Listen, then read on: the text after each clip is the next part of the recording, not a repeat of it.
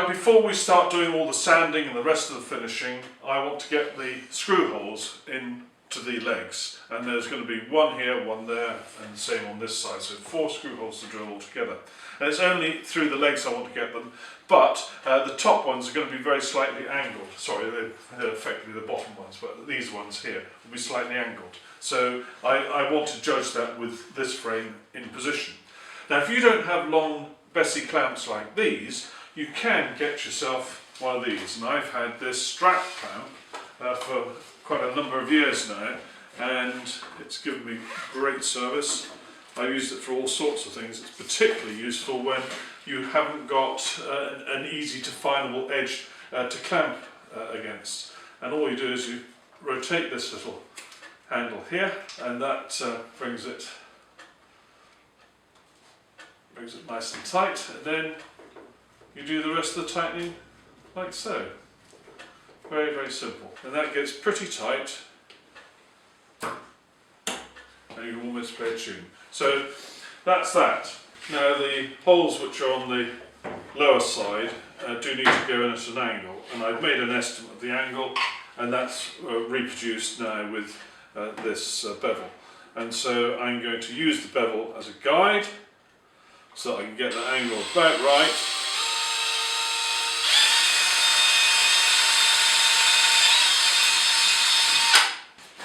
Now, if you look closely, there's some quite remarkable splits in this wood, and ordinarily I wouldn't be too worried about them, but I don't want water to get into these because this will be an outdoor bench, and so I want to fill them.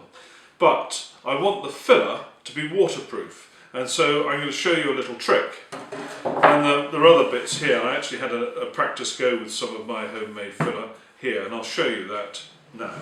Right, the trick to making your own homemade filler like this is use a bit of water, and then you take some cascamite, and this is waterproof glue, and we're going to put a bunch of that in this water.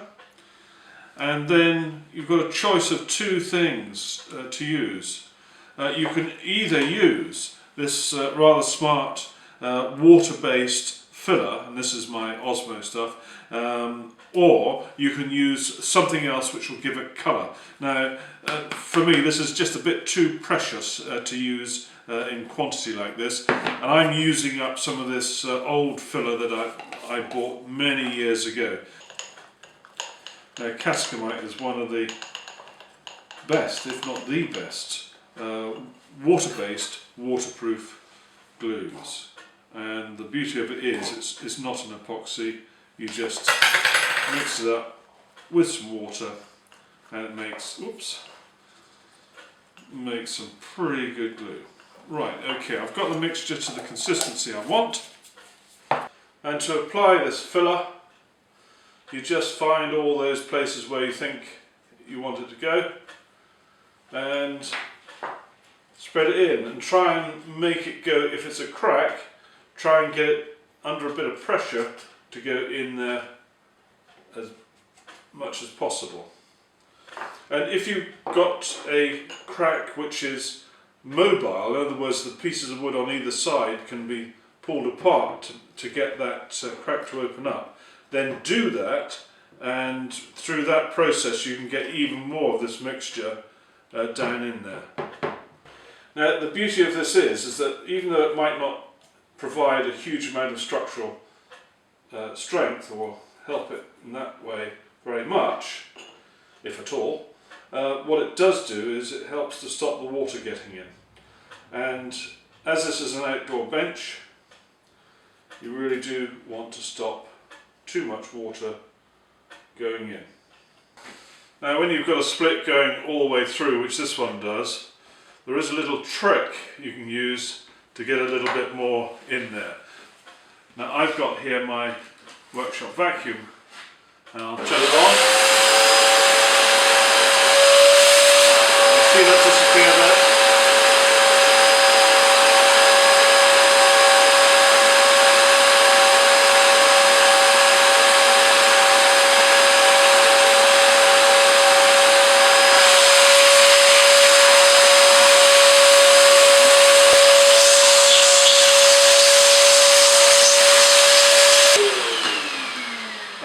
about it.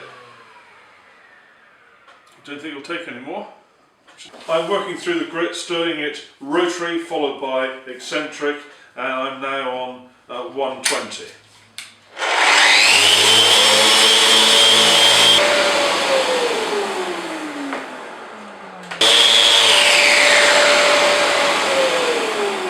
Right, I've put the sanding disc that came with the Rotex 90, that's the soft one, onto the sander now. And I'm using a 80 grit granite sanding sheet.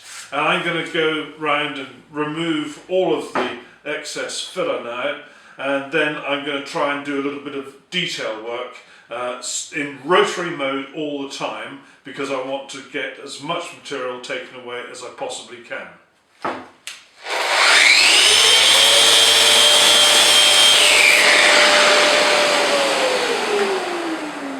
Right, I've cleaned off all of the filler, and I've now decided that I'm going to tidy up these ends with the jigsaw, so that's my next job.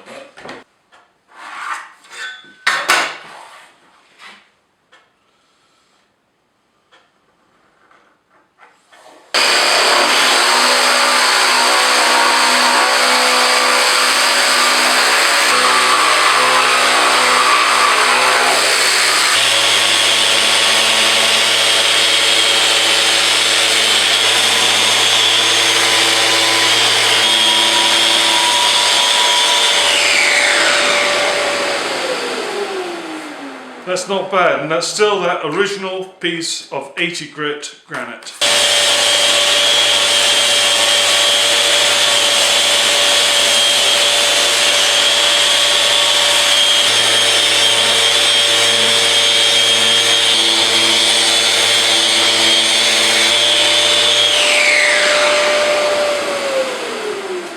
Well, I'm doing the final sanding of everything now with 180 grit. Rotary followed by eccentric, of course. Now, when I was using the 60 grit, yes, I know I said it was 80, but 60 grit, if I came across a defect, I went in there and I took as much of the defect away as possible. It's best for the long term.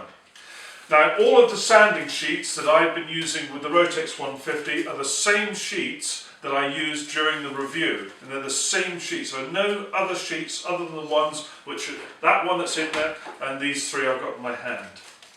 And the 60 grit is okay, it's looking tatty, but it's still usable, it's still got grit, and that has been really heavily used during this project. The 80 grit, well, I kept on ignoring it, even though I said I was using it, and that's hardly been touched. I've only used it a little bit, and that's as good as new. The 120 grit, this is the Rubin 2, has had a lot of use, and you see these white bits around here. That's where on the underside of the bench top I'd done that bit of writing to create that even area, and I was catching the edge of that writing several times, and that's what's just knocked that a little bit. But it's got tons of life left in it, no problem at all. I used my dear little Rotex 90 several times. In Delta mode, I managed to get through one sheet, destroyed it completely. You tend to, at the corners when you're in Delta mode, use those fairly heavily, and that's what's happened here. So I've used one complete granite 80 grit there, and a 120 grit Rubin 2 I used, and that's really had it now. And so those are all the sanding sheets we've used in total.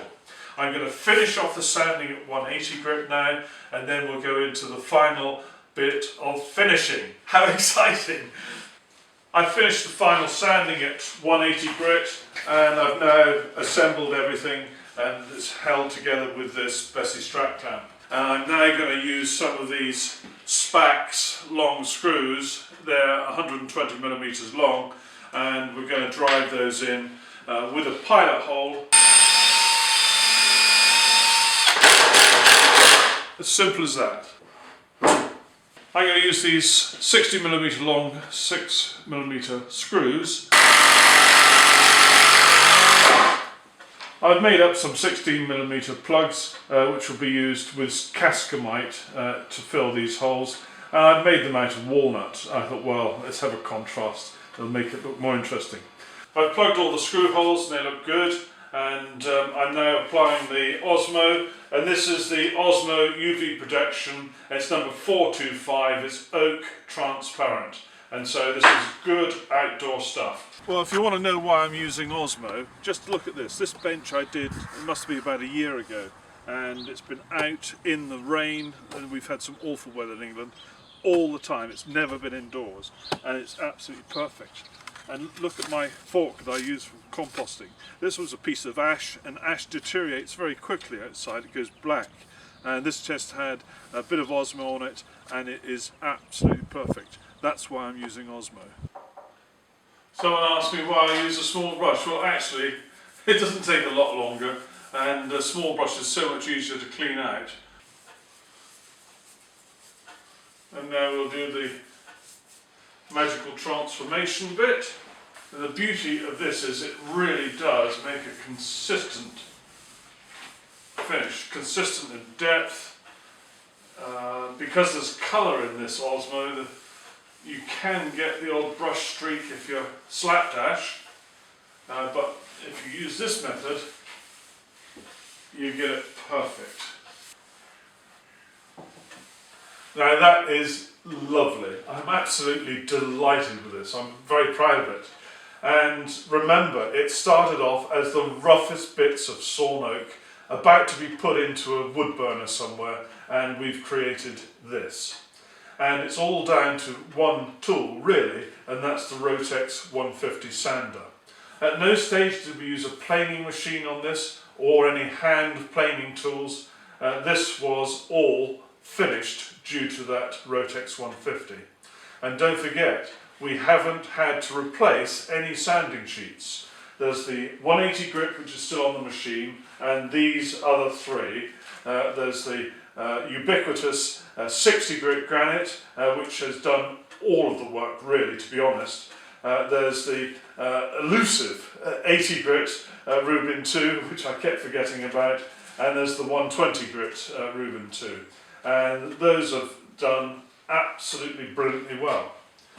Now, when I set out to do this, what I also wanted to do was to demonstrate to you that you can take on something like this with a minimum of tools, and actually you could have done the whole lot with the Rotex 150 and the Carvex jigsaw for doing all of the cutting out. That's all you really needed to do. Okay, so we've done a bit of fancy finishing on the edges, on the ends here. Well, that's fine, but the actual real woodwork could have been done with just those two tools. And look at it, it's really lovely. I'm really pleased. Anyway, I hope you've enjoyed this video. It's been great fun making it, and I hope that you have the urge now to go and make one of these. Take care, thanks for watching, bye bye.